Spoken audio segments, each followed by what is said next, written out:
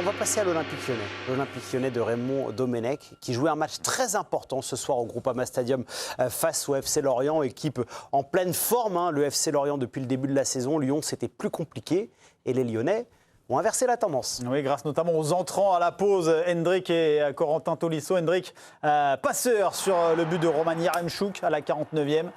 Et il va être encore au départ sur le but de Corentin Tolisso de la tête.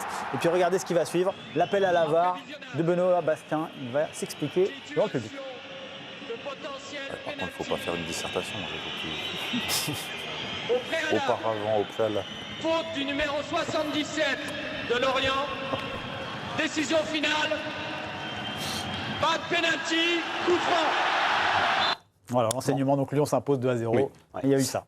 On va voir le classement dans quelques instants parce que la course à l'Europe est totalement folle en Ligue 1. Il y a du suspense un petit peu partout.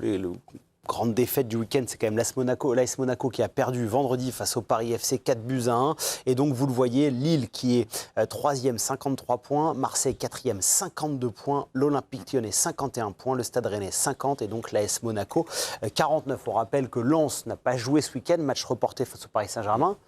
Ils ont affronté le FC Rouen de Régis Goua. 2-1. 2-1. Et vous avez mis, votre équipe, pas vous personnellement, mais a mis un but magnifique. Magnifique, c'est travaillé. Construction. Ça a été travaillé toute la semaine. La sortie de balle de derrière, le décalage.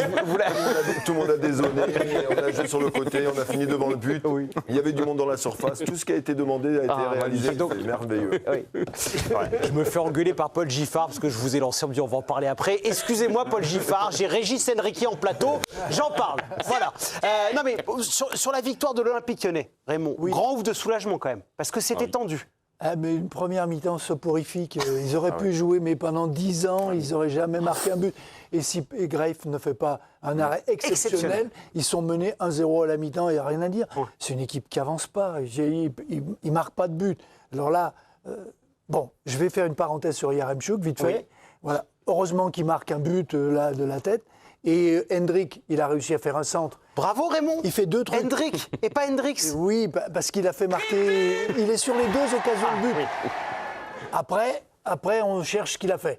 Mais il est sur les 2 trucs du but. Et Yaremchuk, il a réussi à mettre un ballon de la tête. D'accord. Mais quand on voit le reste, c'est pas possible. On ne peut pas jouer à ce niveau-là comme ça. Et Lyon ne peut pas continuer à jouer comme ça.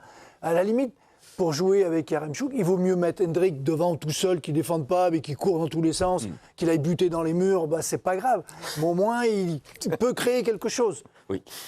Heureusement qu'ils ont encore un peu de maîtrise dans le jeu, dans la construction, qu'ils arrivent à garder le ballon. Sinon, ils font peur. Non, mais là, l'important, Ludo, c'était de stopper cette spirale négative qui était très compliqué. Le contenu, on repassera. C'était pas si important peut-être. Que comme l'a dit Raymond, le coach Fonseca joue avec le feu, quoi. Je veux dire, c'est une équipe qui est maintenant sortie de la Coupe d'Europe. Il y a la course à l'Europe c'est tambour battant. Chacun se rend à 1 point, 2 points. C'était dans le Money Time. Et dans le Money Time, tu sors Rachid Ghezal. Alors, j'ai rien contre Rachid Ghezal, mais à un moment donné, c'est sérieux l'histoire, là. Alors, peut-être qu'il avait une idée derrière la tête en se disant, OK, je pique un tel, il rentre à la mi-temps et tout. Mais comme le dirait Raymond, s'il n'y a pas cet arrêt, et si t'es mené 1-0, je sais pas comment le match termine. Donc, j'ai pas compris la prise de risque du départ, alors que tu as des joueurs qui maintenant... il n'y a plus de fatigue, là. Là, tu y vas, il reste 5-6 matchs. Là, tu donnes tout ce qui reste pour aller attraper la place qualificative. C'est important cette victoire, quand même. Il fallait briser la mauvaise série. Évidemment qu'elle est hyper importante. C'est compliqué. Mais tu as joué à te faire peur, quand même. Et c'est ce qu'on disait de Marseille vendredi. Il fallait gagner à tout prix. Le contenu, on n'en parle même pas, il vaut mieux. Ils ont gagné. Ça a été chaud. Ils ont gagné 3, mais honnêtement, il y a le poteau de Gauthier. C'était pas si facile que ça pour les Marseillais. Régis, quand on est dans une série comme ça qui est extrêmement négative, ce qu'évoquait Ludo, le fait de faire des choix sur le coaching, de lancer Rachid Ghezal, c'est un peu l'énergie du désespoir. On cherche à tout prix à remobiliser son groupe. Désespoir. C'est un peu fort peut-être. C'est un peu fort. Vous avez raison. On cherche des choses, des solutions pour amener une nouvelle énergie ou quelque chose de différent. Je veux dire, je prends souvent l'exemple, on cherche des choses, on prend un joueur et on le fait jouer à une place différente. Et bien souvent, le joueur, il s'en sort toujours, très très bien. mais il s'en sort sur un match ou 2 matchs. Après, il faut vite qu'il revienne à son poste. Parce qu'en fait, il est obligé d'être concentré parce qu'il est dans un nouveau poste. Ouais. On lui change sa routine psychologique. Voilà. Donc, Fonseca, il a sûrement peut-être voulu faire un truc comme ça. Après, c'est quand même surprenant. T'as le petit Mera. Entre le petit Mera et Rachid Gheza, enfin, je veux dire... Ouais. Non, j'aurais préféré Rachid Mera. Moi, Rachid Gheza, là, avec tout le respect, mais on sent que depuis qu'il est revenu, il n'est pas dans le coup. Tolisso, c'est leur leader technique. D'ailleurs, quand Hendrick et Tolisso rentrent à la mi-temps, ça change le match. Ça change le match, ça change l'expression de l'équipe. Mais au final, c'est tout gagné ce soir pour Paulo Fonseca. Bah oui, ses choix ont été bons. Voilà. Ces choix ont été bons. C'est toujours quand on gagne des choix. C'est toujours bon. Alors, quand on perd, je vais m'arrêter là. C'est vrai que parfois le match de football, c'est compliqué. Cette semaine, on a parlé de ça en conférence de presse. Quand on revoit le match Liverpool-Paris Saint-Germain de l'an dernier, on ne peut pas dire que Luis Enrique s'est planté et pourtant ils ont perdu 1-0. C'est l'histoire du foot. Juste, puisqu'on parle de l'histoire du foot, il y a eu ce moment très important. On a entendu l'explication de l'arbitre dans le stade après une situation litigieuse où peut-être que Lorient aurait pu espérer avoir un penalty. Johan, est-ce que cette avancée technologique... Non mais... On est sur une élimination. Mais est-ce que ça vous plaît? Ah mais bien sûr.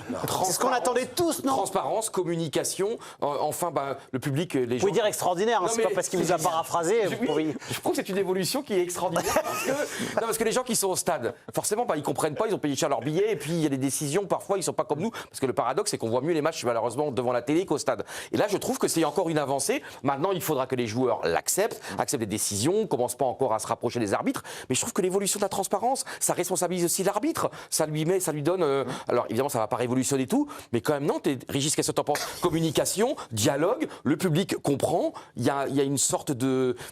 des paroles, quoi, et c'est important des paroles dans ce milieu. Je pense qu'ils ont oublié là dans la démonstration. De quoi?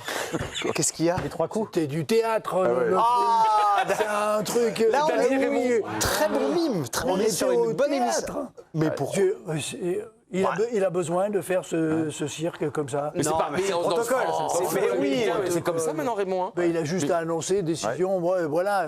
Mais au rugby, c'est pareil, ils prennent le temps. C'est vrai que quand ça se passe en première ligue, c'est un peu moins théâtralisé. Parce qu'on est en France, on est le pays de Molière. Vous adorez le théâtre, Raymond? C'est la première. Oui, mais ça, c'est du mauvais théâtre.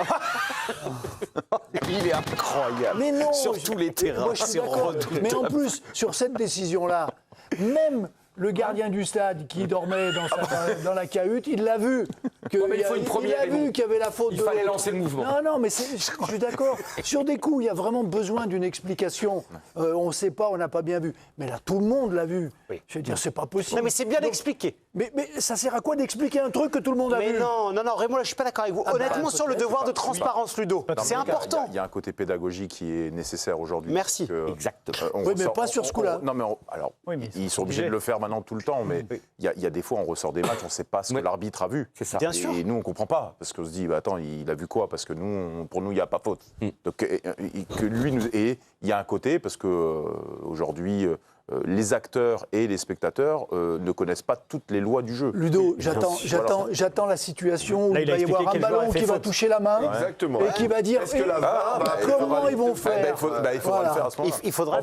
J'attends ce moment-là. Par contre, il ne faut pas faire une dissertation à chaque fois. Les gars, vous êtes redoutables entre le côté théâtre. Au prébalable, jamais content, quand il n'y a pas, ça va pas, quand il y a. Ah non, j'ai jamais dit qu'avant. C'est génial, mais il faut que ça aille plus vite. Voilà. Il faut que ça aille plus vite. Donc moins de théâtre et moins de mots. Qu'il y avait un peu de pression. Mais c'est normal. C'est le premier sur qui ça tombe. Les premières fois, c'est toujours compliqué. Tu sens qu'il y avait la volonté de faire ça nickel gros. Mais après, Johan, les premières fois, c'est toujours compliqué. Vous avez besoin de vous confier? Johan, enfin. Il est minuit 12, on a perdu Johan Rayou. Les premières fois, c'est compliqué. Ouais, mais là, la perche était tendue. Oh là, la perche en plus. Bravo, Johan. Bravo. Là, vous venez de signer à Canal+ pour ressusciter une ancienne émission. Non mais Régis, oui. On referme la parenthèse de la vie privée de Johan Rayou. Sur le devoir de transparence des arbitres, est-ce que ça va dans le bon sens? Non, mais oui. Honnêtement. Bien sûr. Il n'y a même pas de discussion. Il faut le faire, il fallait le faire. Maintenant, je ne veux pas répéter tout ce qui a été dit, c'est vrai. Et Il faut que ce soit un petit peu. En fait, il faut que ce soit clair. Net et précis. Net et précis. En fait, vite, il n'y a pas besoin d'en faire un phrasé pour expliquer le pourquoi, le comment. Il est couché, pourquoi il aurait touché la main comme ça. Non, il y a pénalty, il n'y a pas pénalty pour X raisons.